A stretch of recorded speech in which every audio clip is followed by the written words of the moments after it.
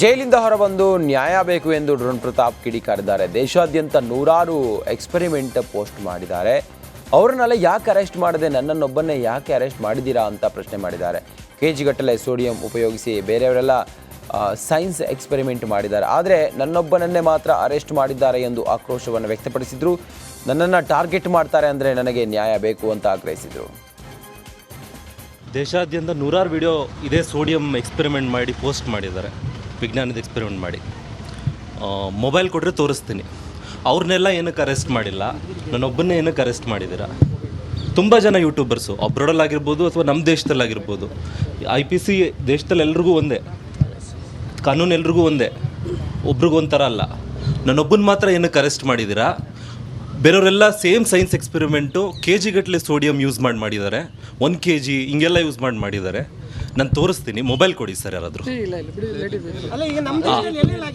Crazy XYZ ಅನ್ನೋ YouTuber use ಮಾಡಿದ್ದಾರೆ. Crazy XYZ ಅನ್ನೋ ಯೂಟ್ಯೂಬರು, ಇನ್ನೊಬ್ಬರು ಮಿಸ್ಟರ್ ಇಂಡಿಯನ್ ಹ್ಯಾಕರ್ ಅನ್ನೋ ಯೂಟ್ಯೂಬರ್ ಮಾಡಿದ್ದಾರೆ. ಇಬ್ಬರು ಇಂಡಿಯಾದವರೇ, ನಮ್ಮ ದೇಶದವರೇ, ತುಂಬ ಜಾಸ್ತಿ ಸಬ್ಸ್ಕ್ರೈಬರ್ಸ್ ಹೊಂದಿರೋ ಯೂಟ್ಯೂಬರ್ಸು. ಅವ್ರ ಮೇಲೆ ತೊಗೊಳ್ದಿರೋ ಆ್ಯಕ್ಷನ್ನು ನನ್ನ ಮೇಲೆ ತೊಗೊಳ್ತೀರಾ ಅಂತ ಅಂದರೆ ಅವರಿಬ್ಬರೇ ಅಂತಲ್ಲ, ಸಾಕಷ್ಟು ಜನ ಮಾಡಿದ್ದಾರೆ ಸರ್. ಸರ್ ಅದನ್ನು ನೀವೇ ಹುಡುಕ್ಬೇಕು ಸರ್.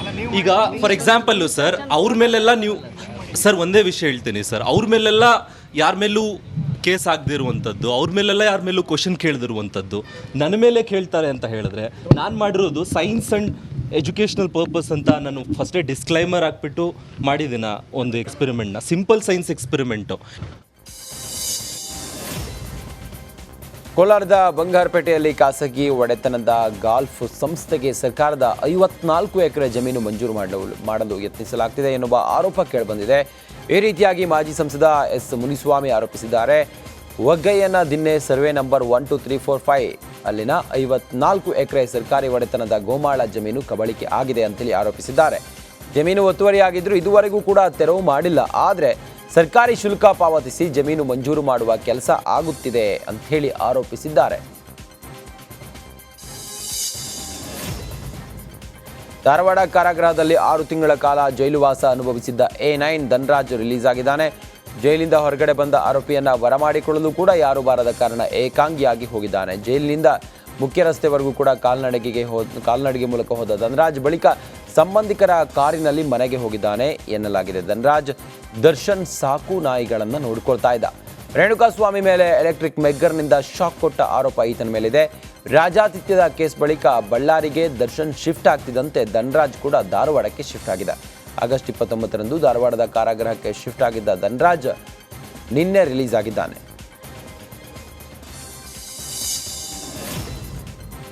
ಇನ್ನು ವಿಜಯಪುರ ಕೇಂದ್ರ ಕಾರಾಗೃಹದಲ್ಲಿದ್ದ A10 ವಿನಯ್ಗೂ ಕೂಡ ಬಿಡುಗಡೆ ಭಾಗ್ಯ ಸಿಕ್ಕಿದೆ. ವಿನಯ್ ಬೆಂಗಳೂರಿನ RR ನಗರದಲ್ಲಿರುವ ಸ್ಟೋನಿ ಬ್ರೂಕ್ ಹೋಟೆಲ್ ಮಾಲೀಕ ಜಾಮೀನು ಪತ್ರ ಸಿಕ್ಕ ಬಳಿಕ ಬಿಡುಗಡೆ ಪ್ರಕ್ರಿಯೆಯನ್ನು ಮುಗಿಸಿ ರಿಲೀಸ್ ಮಾಡಿದ್ದಾರೆ.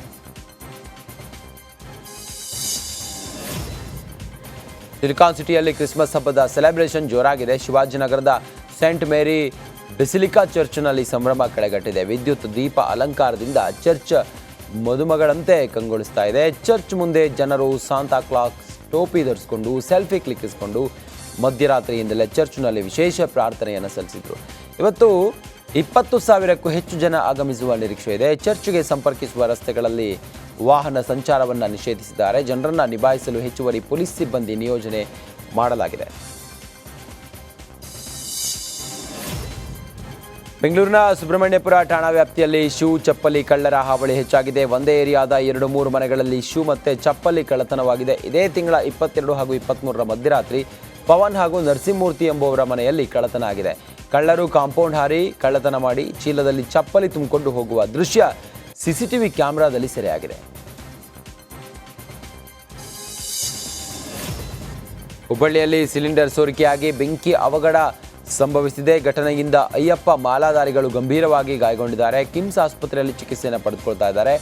ಮಾಲಾಧಾರಿಗಳ ಚಿಕಿತ್ಸೆ ಬಗ್ಗೆ ಕಿಮ್ಸ್ ನಿರ್ದೇಶಕ SF ಕಮ್ಮಾರ ಮಾಹಿತಿಯನ್ನು ನೀಡಿದರು. 9 ಮಂದಿ ಮಾಲಾಧಾರಿಗಳಿಗೆ ಸಕಲ ವೈದ್ಯಕೀಯ ಚಿಕಿತ್ಸೆ ನೀಡಲಾಗ್ತಾ ಇದೆ. ಆದರೆ ಬರ್ನಿಂಗ್ ಪ್ರಮಾಣ ಜಾಸ್ತಿಯಾಗಿರೋದ್ರಿಂದ ಸ್ಥಿತಿ ಚಿಂತಾಜನಕವಾಗಿದೆ ಅಂತ ಹೇಳಿದರು. ಬಳಿಕ ತಂದೆ ಮಗನ ಪುನರ್ಮಿಲನ ಆಗಿದೆ. ಭೋಜ ಪೂಜಾರಿ ಎನ್ನುವರು 28 ವರ್ಷದ ಹಿಂದೆ ಮುನಿಸಿಕೊಂಡು ಮನೆ ಬಿಟ್ಟು ಹೋಗಿದ್ರು. ಬಳಿಕ ಕುಟುಂಬಸ್ಥರು ಸಾಕಷ್ಟು ಹುಡುಕಾಡಿದ್ರು ಕೂಡ ವಿವಿಧ ದೇವರ ಮೊರೆ ಹೋಗಿದ್ರು ಕೂಡ. ಕೊನೆಯದಾಗಿ ತಾನೇ ಸೇವೆ ಸಲ್ಲಿಸುವ ಬ್ರಹ್ಮ ಬೈದರ್ಕಳರ ಮುಂದೆ ಅಳಲನ್ನು ತುಡ್ಕೊಂಡಿದ್ರು. ಅದಕ್ಕೆ ವರ್ಷದೊಳಗೆ ಮಗ ಮರಳಿ ಬರುವ ಅಂಥೇಳಿ ದೈವ ಅಭಯವನ್ನು ಕೂಡ ಕೊಟ್ಟಿತ್ತು. ಅಭಯ ದೊರಕಿದ ಕೆಲವೇ ತಿಂಗಳಲ್ಲಿ ಮಗ ಮನೆಗೆ ವಾಪಸ್ ಆಗಿದ್ದಾರೆ. ಇವರೇ ಬುದ್ಧಿ ಕೊಟ್ಟರು. ಅವ್ರಿಗೊಂದು ವಿಶ್ವಾಸ ಇತ್ತು ಬರ್ತಾನೆ ಅಂತ. ಹೇಳಿದ್ರೆ ಸುಖ ಇದ್ದಂತ ಗೊತ್ತುಂಟು. ಬೈದರ್ಕಳ ಹತ್ರ ಕಟ್ಟೆ ನೇಮದಲ್ಲಿ ಕೇಳುವಾಗ ಮೊದಲೊಂದ್ಸಲ ತೊಳಬಾರ ಸೂಚಿದೆ ಅವನಿಗೆ ಸಣ್ಣದಿರುವಾಗ. ಯಾವ ಮತ್ತೆ ಇದ್ರ ಬಗ್ಗೆ ಇದೆಯಾ ಅದೆಲ್ಲ ಪೂಜೆ ಮಾತಾಡ್ತು. ಇವರೇ ಬುದ್ಧಿ ಕೊಟ್ಟರು. ಅವ್ರಿಗೊಂದು ವಿಶ್ವಾಸ ಇತ್ತು ಬರ್ತಾನೆ.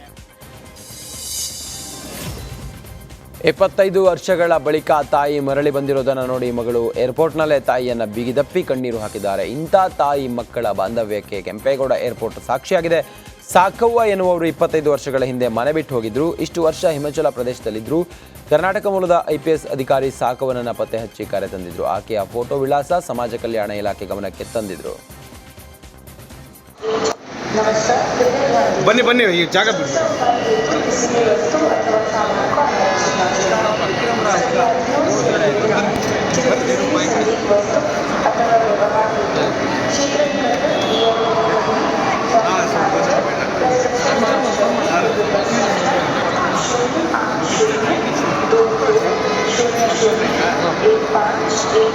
ಸರ್ ಸ್ವಲ್ಪ ಹೋಗಿ ಸರ್.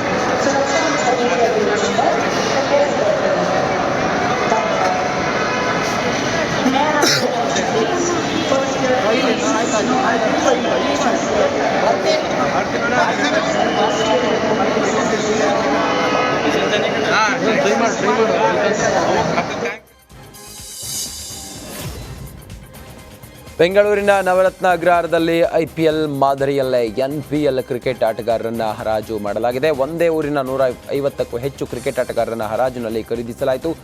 ಗ್ರಾಮೀಣ NPL ಟೂರ್ನಮೆಂಟ್ನಲ್ಲಿ 6 ತಂಡಗಳು ಭಾಗವಹಿಸಲಿವೆ.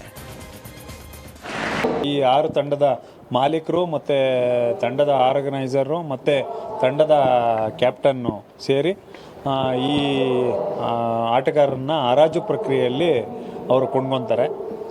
ಹರಾಜು ಪ್ರಕ್ರಿಯೆಯಲ್ಲಿ 1 ಲಕ್ಷ ರೂಪಾಯಿ ಮೊತ್ತ ಒಂದು ತಂಡಕ್ಕೆ ನಿಗದಿಪಡಿಸಿದ್ದು.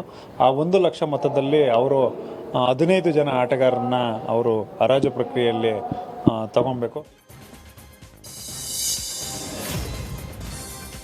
ಬಸವೇಶ್ವರ ಸ್ವಾಮಿ ಪೂಜೆ ಮಾಡಲು ಅವಕಾಶ ನೀಡಬೇಕು ಅಂತೇಳಿ ಅರ್ಚಕ ಕುಟುಂಬಸ್ಥರು ಧರಣಿ ಮಾಡ್ತಿದ್ದಾರೆ. ಚನ್ನರಾಯಪಟ್ಟಣದ ಕಬಳಿ ಬಸವೇಶ್ವರ ಸ್ವಾಮಿ ದೇವಾಲಯದ ಮುಂದೆ ಅರ್ಚಕರ ಕುಟುಂಬ ಧರಣಿಗೆ ಕುಳಿತಿದ್ದಾರೆ. ಹಲವು ವರ್ಷಗಳಿಂದ ವೀರಶೈವ ಪದ್ಧತಿಯಂತೆ ವಂಶ ಪಾರಂಪರ್ಯವಾಗಿ ನಾವು ಪೂಜೆ ಮಾಡ್ಕೊಂಡು ಬಂದಿದ್ದೇವೆ. ದೇವಾಲಯದ ಆಸ್ತಿ ನಮ್ಮದು ಎಂದು ವಾದ ಮಾಡ್ತಾ ಇದ್ದೇವೆ. ಆದರೆ ಆದಿಚುಂಚನಗಿರಿ ಮಠದವರು ದೇವಾಲಯಕ್ಕೆ ಬೀಗ ಹಾಕೊಂಡು ಹೋಗಿದ್ದಾರೆ. ಪೂಜೆಗೆ ಅವಕಾಶ ನೀಡ್ತಾ ಇಲ್ಲ ಅಂತೇಳಿ ಆರೋಪ ಮಾಡಿದ್ದಾರೆ. ಹೈಕೋರ್ಟ್ ನಮ್ಮ ಪರ ಆದೇಶ ನೀಡಿದ್ರು ನಮಗೆ ರಕ್ಷಣೆ ಇಲ್ಲ ಅಂತೇಳಿ ಅರ್ಚಕ